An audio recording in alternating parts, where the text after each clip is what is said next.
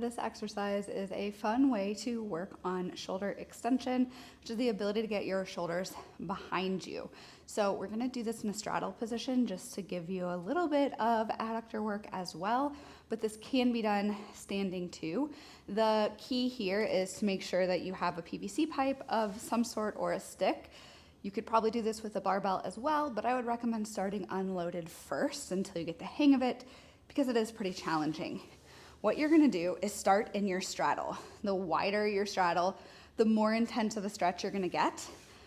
Then you're gonna grab your stick or PVC pipe. Now, how close you walk your hands together depicts how intense of a exercise this is. So if you're just starting, you might wanna go a little wider, especially if you don't have good shoulder mobility.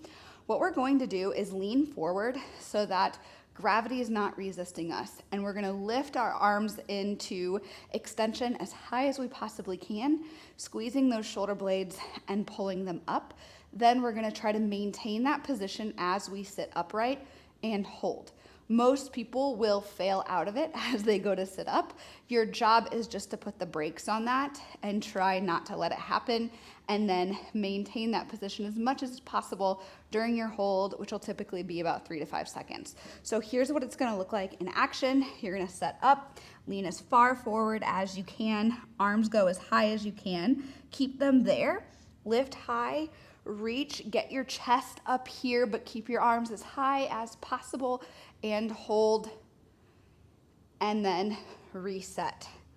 Arms high, lift, get your chest up, but try to keep your shoulders high and hold. You should feel that the backs of your shoulders are almost cramping. Maybe in between the shoulder blades are cramping. What we don't want to feel is like our neck is really compressed and irritated, or like we are getting some pinching in the backs of our shoulders. That is too intense. You just need to drop the intensity by moving your shoulder placement or by trying to not get your shoulders as high.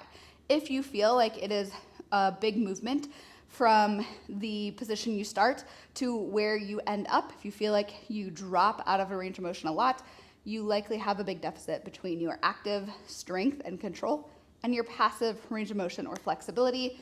And this is an exercise that will help you close that gap, which will help you reduce your risk of injuries and improve your performance overall. So you're gonna repeat that for the prescribed amount of reps.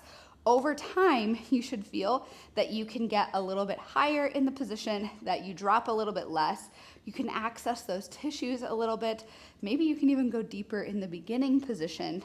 And then eventually you can also work to add weight to the bar as well so that it becomes more challenging from there. But the key thing is that you give it enough time and effort for you to actually access the tissues that you need.